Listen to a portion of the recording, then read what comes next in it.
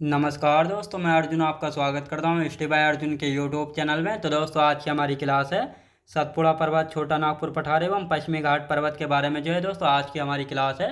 तो दोस्तों, वीडियो को अंत तक जरूर देखना ताकि सभी क्वेश्चन जो है आपको आसानी से याद हो जाएं। साथ ही दोस्तों, अगर आप हमारे चैनल पर पहली बार आएँ तो हमारे चैनल को भी सब्सक्राइब कर लीजिएगा, साथ ही बेल आइकन को प्रेस कर लीजिएगा ताकि हमारे आने वाले वीडियो का नोटिफिकेशन जो है आप तक पहुँचता रहे। तो चलिए दोस्तों, वीडियो को स्टार्ट करते हैं। यानी आज की क्लास में हम सतपुड़ा पर्वत, छोटा नागपुर का पठार एवं पश्चिमी घाट पर्वत के बारे में जानेंगे और तीनों टॉपिक को अच्छे से पढ़ेंगे। तो दोस्तों, यहाँ पे हेडिंग डालेंगे सतपुड़ा पर्वत,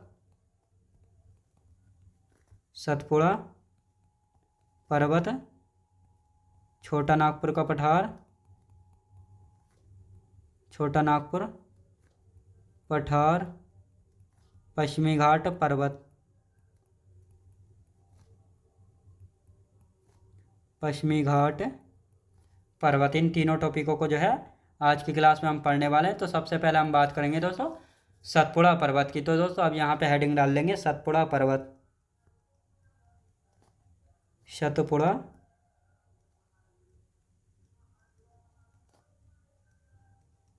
सतपुड़ा पर्वत। दोस्तों, सतपुड़ा पर्वत की यदि बात करते हैं तो यहाँ पे एक मैप बना लेते हैं दोस्तों। सतपुड़ा पर्वत उसमें देखेंगे।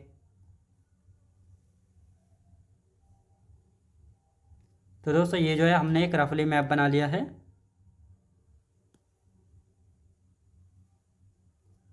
अब यहाँ पे हम सतपुड़ा पर्वत के बारे में जानेंगे। दोस्तों, यहाँ पे जो है ये पड़ता था दोस्तों, ये था अरावली पर्वत, और यहाँ पे पड़ता था ये विंध्याचल पर्वत।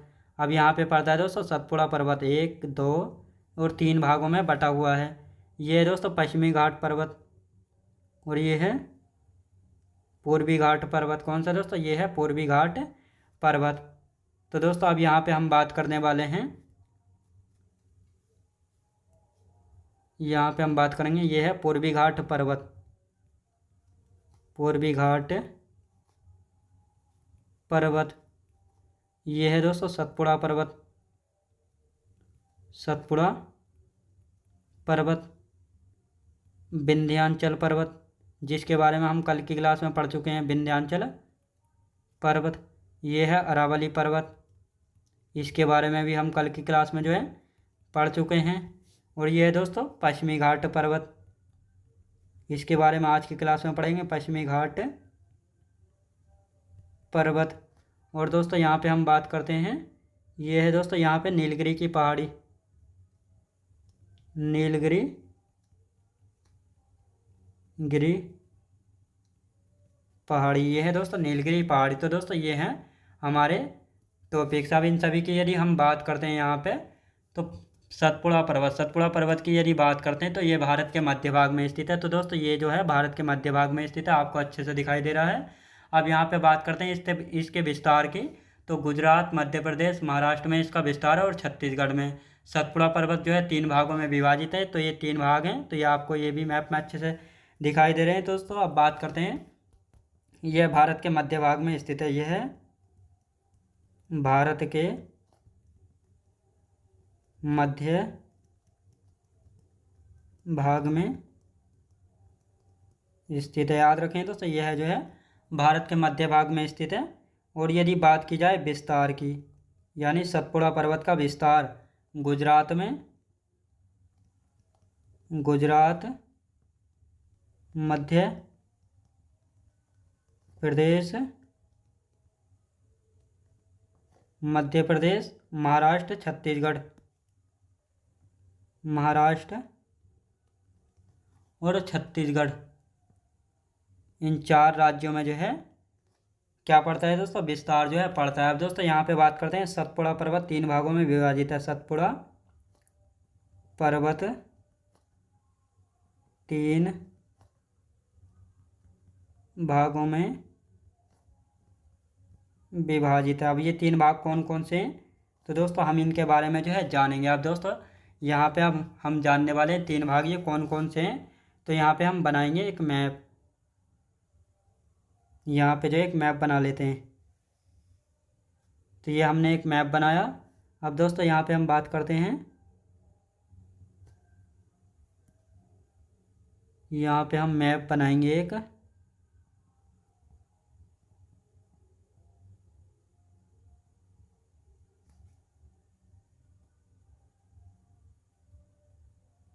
ये दोस्तों 3 भाग जो है अब यहाँ पे हमको करने हैं 3 भाग। ये हो गया दोस्तों ये पश्चिमी, ये पूर्वी, और ये हो गया दोस्तों मध्य भाग। अब इनके नाम क्या क्या हैं, तो यदि बात की जाए तो सबसे पहले ये है सतपुड़ा पर्वत। सतपुड़ा पर्वत पूर्वी भाग। पूर्वी भाग की यदि बात की जाए तो ये कौन सा है दोस्तों, पूर्वी भाग है मैकाल रेंज। मैकाल रेंज हो गया। और यदि मध्य भाग की बात की जाए महादेव पर्वत। महादेव पर्वत। और यदि बात की जाए दोस्तों इसकी पश्चिमी भाग, पश्चिमी भाग राजपीपला हिल्स।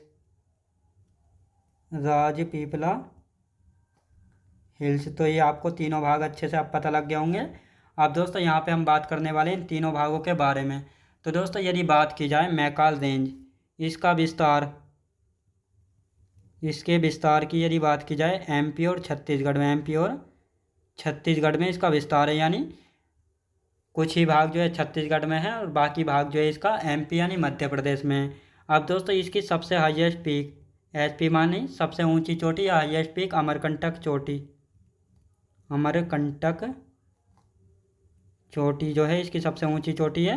अब दोस्तों अमरकंटक चोटी की ऊंचाई की यदि बात करते हैं हाइट की, तो 1065 मीटर, 1065 मीटर इसकी हाइट हो जाती है। अब यहाँ पे बात करते हैं दोस्तों, यहाँ से जो है 2 नदियाँ निकलती हैं, 2 नदियाँ निकलती हैं। कौन कौन सी नदियाँ निकलती हैं, नर्मदा और सोन। नर्मदा व सोन नदी जो है निकलती हैं, दोनों कहाँ से, अमरकंटक चोटी से निकलती हैं। अब बात करते हैं महादेव पर्वत की, तो इसका विस्तार जो है, इसका विस्तार कहाँ पे दोस्तों, एमपी यानी ये मध्य प्रदेश में फैला हुआ पर्वत है महादेव पर्वत।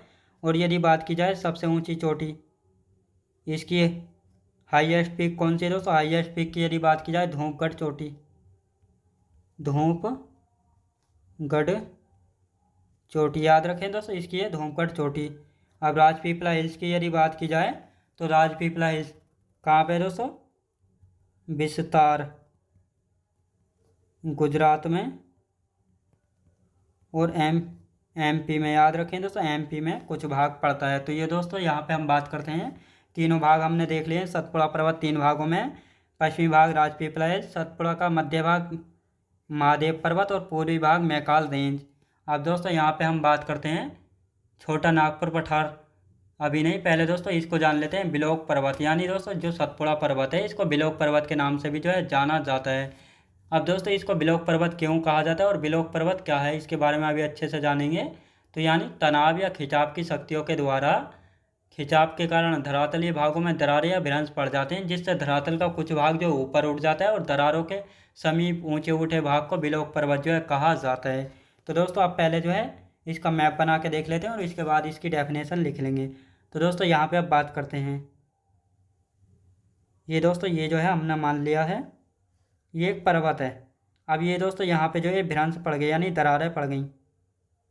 यानी यहाँ पे जब आपने देखा होगा कहीं दरारें पड़ जाती हैं तो उसके जो साइडों के भाग होते हैं वो नीचे बैठ जाते हैं। ये क्या हैं, दरारें। ये हो गई दोस्तों दरारें। अब जब ये दरारें हो गई तो ये वाला जो नीचे, ये वाला भाग और ये वाला भाग, भाग और भाग नीचे बैठ जाते हैं। यानी अब इसका दूसरा पार्ट हम बनाते हैं।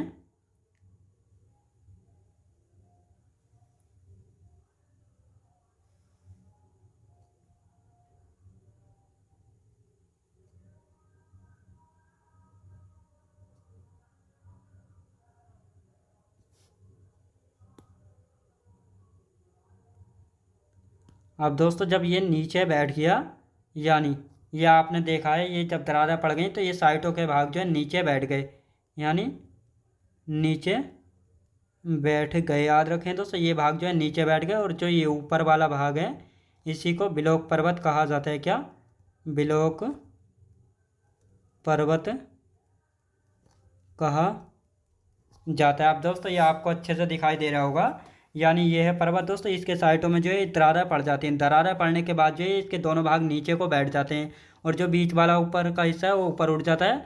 तो ऊपर वाले हिस्से को जो है बिलोक पर्वत जो है कहा जाता है। क्या दोस्तों? बिलोक पर्वत जो है कहा जाता है। अब दोस्तों हम यहाँ पे बात करते हैं, अब इसकी डेफिनेशन लिख लेते हैं ताकि आपको अच्छे से याद रहे। बिलोक पर्वत, बिलोक पर्वत, बिलोक पर्वत की यदि बात की जाए, बिलोक पर्वत, बिलोक पर्वत की यानी तनाव या खिंचाव के कारण, तनाव या खिंचाव, खिंचाव की शक्तियों के, खिंचाव की शक्तियों, खिंचाव की शक्तियों के द्वारा, खिंचाव की शक्तियों के द्वारा, खिंचाव के कारण, खिंचाव के कारण धरातलीय भागों में, धरातलीय भागों में, धरातलीय भागों में दरारें या भ्रंश, दरारें या भ्रंश पड़ जाते हैं। याद रखें दोस्तों, दरारें या भ्रंश पड़ जाते हैं, जिससे जिससे धरातल का कुछ भाग, धरातल का कुछ भाग, जिससे धरातल का कुछ भाग ऊपर उठ जाता है, ऊपर उठ जाता है, धरातल का कुछ भाग जो है ऊपर उठ जाता है और दरारों के समीप, दरारों के समीप ऊंचे उठे भाग को, ऊंचे उठे भाग को बिलोक पर्वत कहा जाता है। याद रखें दोस्तों, कहा जाता है, तो ये आपको याद रखना है। तो दोस्तों यह हमारा जो है सतपुड़ा पर्वत कंप्लीट हो चुका है। अब यहाँ पे हम हेडिंग डाल लेते हैं। चलो एक बार इसका रिवीजन जो है कर लेते हैं। सतपुड़ा पर्वत, सतपुड़ा पर्वत की यदि बात की जाए, सतपुड़ा पर्वत ये जो है दोस्तों भारत के मध्य भाग में स्थित है। ये रहा दोस्तों भारत के मध्य भाग में। इसके विस्तार गुजरात, मध्य प्रदेश, महाराष्ट्र और छत्तीसगढ़ में इसका विस्तार है। सतपुड़ा पर्वत 3 भागों में विभाजित है। 3 भाग ये वाला राजपीपला, महादेव हिल्स और ये मैकाल रेंज। यानी पश्चिमी भाग को दोस्तों राजपीपला हिल्स कहा जाता है, मध्य भाग को महादेव पर्वत जो है कहा जाता है, पूर्वी भाग को मैकाल रेंज कहा जाता है जिसका विस्तार एमपी में है और छत्तीसगढ़ में। इसकी हाईएस्ट पीक है अमरकंटक चोटी जिसकी हाइट है 1065 मीटर और यहाँ से 2 नदियाँ निकलती हैं, नर्मदा और सोन नदी का उद्गम होता है अमरकंटक चोटी से। महादेव की बात की जाए तो महादेव पर्वत का विस्तार है एमपी यानी मध्य प्रदेश में, एचपी यानी हाईएस्ट पीक है धूपगढ़ चोटी, राजपीपला हिल्स का विस्तार गुजरात में और पूर्वी एमपी में। याद रखें दोस्तों, पूर्वी एमपी में, तो ये आपको याद रखना है। अब यहाँ पे बात करते हैं दोस्तों बिलोक पर्वत की। तो बिलोक पर्वत यानी तनाव या खिंचाव की शक्तियों के द्वारा, खिंचाव के कारण धरातलीय भागों में दरारें या भ्रंश पड़ जाते हैं। दोस्तों ये जो है दरारें या भ्रंश जो है पड़ जाते हैं, जिससे धरातल का कुछ भाग ऊपर उठ जाता है, ये वाला ऊपर उठ गया भाग, और दरारों के समीप ऊंचे उठे भाग को बिलोक पर्वत कहा जाता है। यानी जो ये ऊंचा उठा भाग है इसी को जो है बिलोक पर्वत जो है कहा जाता है। तो ये आपको याद रखना है।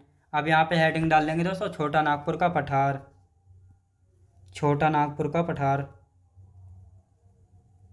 छोटा नागपुर का पठार, छोटा नागपुर का पठार। यहाँ पे हमने हेडिंग जो है डाल लिया। अब दोस्तों इसके बारे में जानने वाले हैं। अब छोटा नागपुर का पठार कहाँ पे है इसको मैप में देखेंगे। छोटा नागपुर का पठार, ये रहा छोटा नागपुर का पठार, ये रहा दोस्तों छोटा नागपुर का पठार। ये आपको अच्छे से इसमें दिखाई दे रहा होगा छोटा नागपुर का पठार, ये रहा दोस्तों छोटा नागपुर का पठार। अब यहाँ पे हम बात करते हैं इसके बारे में, यानी ये कहाँ पे है मुख्यतः, मुख्यतः कहाँ पे, झारखंड में पड़ता है छोटा नागपुर का पठार। कहाँ पे दोस्तों, झारखंड में स्थित है। कहाँ पे दोस्तों, झारखंड में स्थित है।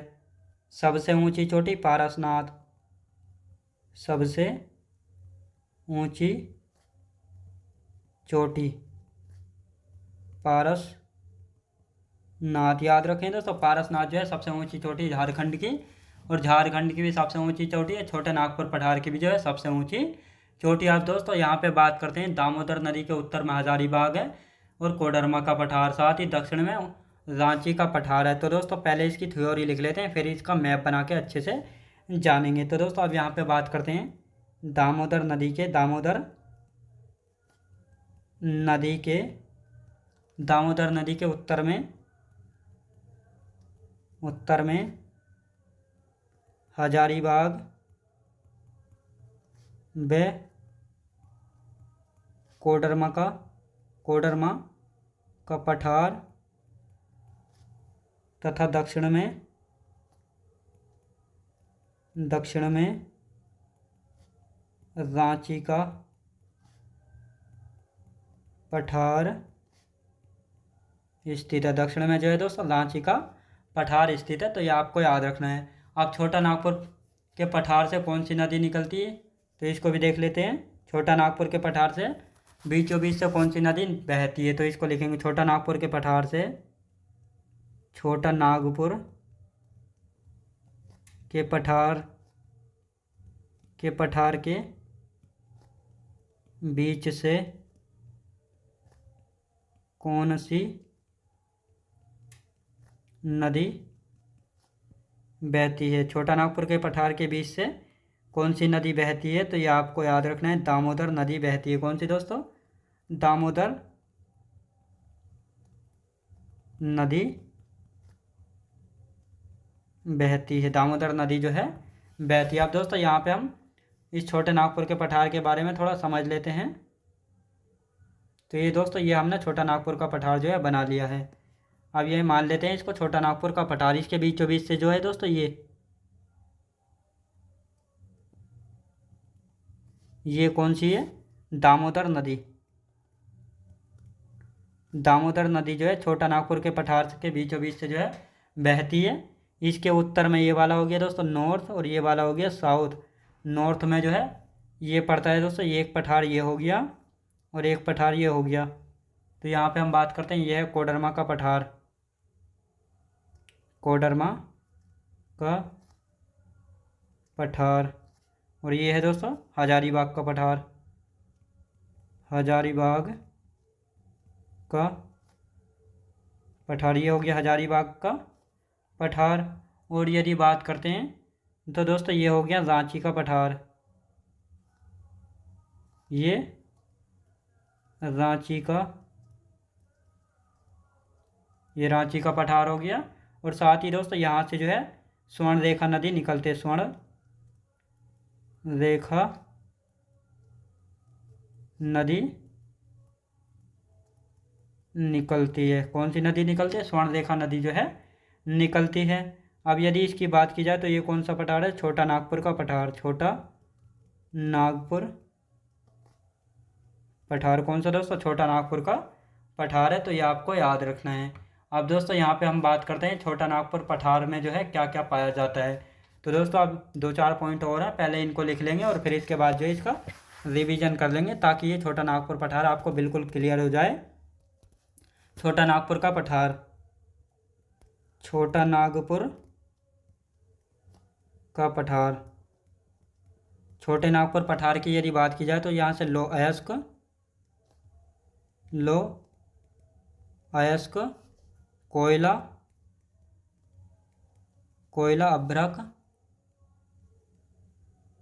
अभ्रक और बॉक्साइट प्रचुर मात्रा में पाया जाता है, तो ये आपको याद रखना है। अब दोस्तों यहाँ पे हम बात करते हैं दामोदर नदी घाटी में किसके भंडार पाए जाते हैं। दामोदर नदी घाटी में किसके भंडार पाए जाते हैं,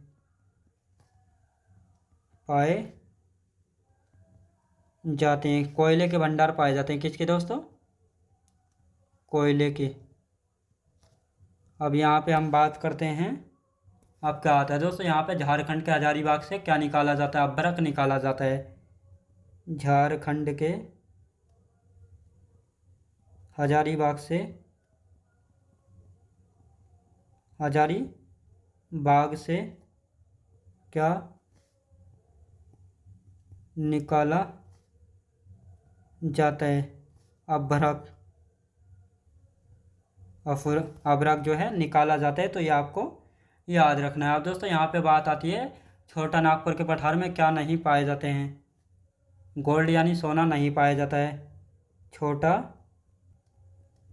नागपुर पठार में क्या नहीं पाया जाता, पठार में क्या नहीं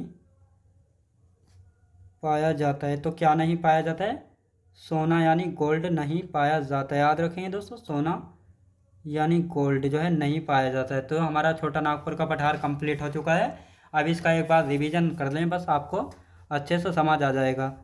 अब छोटा नागपुर पठार की यदि बात की जाए तो दोस्तों ये मुख्यतः जो है कहाँ पे, झारखंड में पड़ता है छोटा नागपुर का पठार। ये रहा मैप में, कहाँ पे, झारखंड में। इसकी सबसे ऊंची चोटी कौन सी है, पारसनाथ है, और ये साथ ही झारखंड की भी सबसे ऊंची चोटी है, तो ये आपको याद रखना है। दामोदर नदी के उत्तर में हजारीबाग और कोडरमा का पठार तथा दक्षिण में जो है रांची का पठार स्थित है। ये रहा दोस्तों हजारीबाग का पठार और कोडरमा का पठार। तो ये दामोदर नदी है जो कि झारखंड के बीचों बीच से बहती है। तो दामोदर नदी के उत्तर में जो है हजारीबाग का और कोडरमा का पठार है, तथा दक्षिण में दोस्तों रांची का पठार है। ये रहा रांची का पठार, और यहीं से जो है स्वर्णरेखा नदी निकलती है, तो ये आपको याद रखना है। छोटा नागपुर पठार के बीच में कौन सी नदी बहती है, तो दामोदर नदी, यानी जो छोटा नागपुर का पठार है ये वाला, तो इसके बीचों बीच से कौन सी नदी बहती है, तो दामोदर नदी बहती है, तो ये आपको याद रखना है। अब यहाँ पे बात करते हैं छोटा नागपुर पठार, यहाँ से क्या क्या निकाला जाता है। लोह अयस्क, कोयला, अभ्रक और बॉक्साइट प्रचुर मात्रा में पाया जाता है। दामोदर नदी घाटी में किसके भंडार पाए जाते हैं, कोयले के भंडार पाए जाते हैं।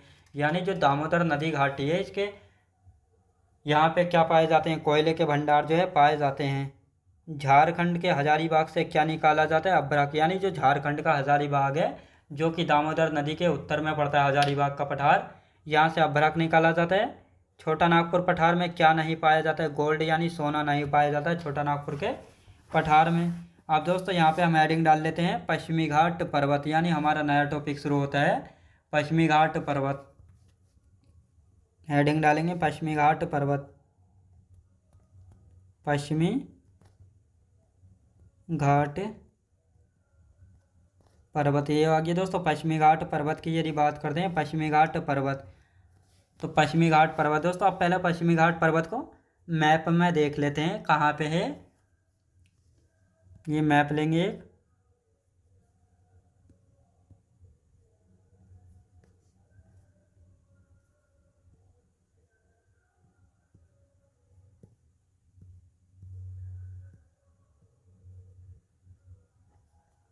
मैप कहाँ गया,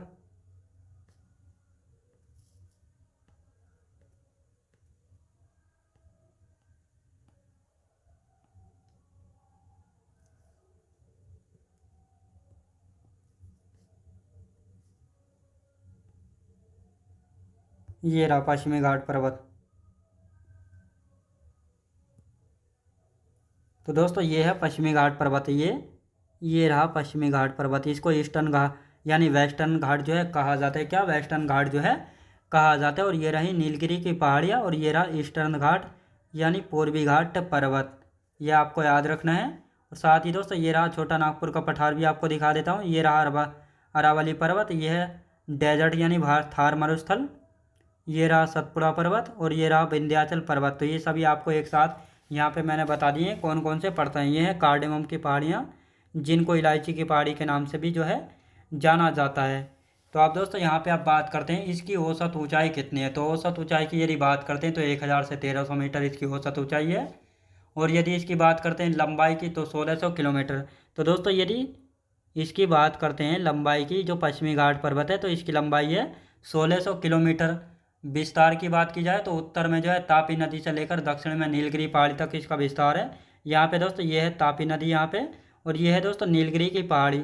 तो यहाँ तक इसका विस्तार है 1600 किलोमीटर। तो ये आपको याद रखना है। अगर राज्य वाई पूछा जाए इसका विस्तार, तो गुजरात, महाराष्ट्र, कर्नाटक, केरल और तमिलनाडु 6 राज्यों में राज्य वाई इसका विस्तार। तो एक एक पॉइंट आप करके यहाँ पे लिखेंगे। औसत ऊंचाई, औसत ऊंचाई की यदि बात करते हैं तो 1000 से लेकर 1300 मीटर इसकी औसत ऊंचाई है। लंबाई की यदि बात करते हैं, पश्चिमी घाट पर्वत की लंबाई कितनी है? 1600 किलोमीटर। 1600 किलोमीटर इसकी लंबाई है। अन्य नाम की यदि बात की जाए, यानी पश्चिमी घाट पर्वत को अन्य किस नाम से जाना जाता है? सह्याद्री के नाम से, सह्याद्री के नाम से जाना जाता है। विस्तार की यदि बात की जाए, विस्तार उत्तर में तापी नदी से लेकर, उत्तर में तापी नदी से दक्षिण में, दक्षिण में नीलगिरी पहाड़ी तक, नीलगिरी पहाड़ी तक याद रखेंगे। अब दोस्तों यहाँ पे हम बात करते हैं विस्तार। राज्य वाई विस्तार देख लेते हैं। विस्तार 6 राज्यों में है, 6 राज्यों में, यानी गुजरात, गुजरात, महाराष्ट्र, गोवा, कर्नाटक, केरल और तमिलनाडु। तो इन 6 राज्यों में जो है इसका विस्तार है राज्य वाई। तो ये आपको याद रखना है। अब साथ ही दोस्तों हम यहाँ पे बात करते हैं नीलगिरी पहाड़ी। नीलगिरी पहाड़ी कहाँ पे स्थित है? पश्चिमी घाट में स्थित है। ये आपको याद रखना। नीलगिरी पहाड़ी जो है पश्चिमी घाट एवं पूर्वी घाट पर्वत के मिलन बिंदु पर जो है स्थित है। तो इनको जो है यहाँ पे लिखेंगे। नीलगिरी पहाड़ी कहाँ पे स्थित है? पश्चिमी घाट एवं पश्चिमी घाट एवं पश्चिमी एवं पूर्वी घाट पर्वत के मिलन बिंदु पर, पर्वत के मिलन बिंदु पर स्थित है। तो ये आपको याद रखना है। तो दोस्तों अब इसका जो है हम एक बार मैप बना लेते हैं और उसके बाद जो अच्छे से यहाँ पे जानेंगे।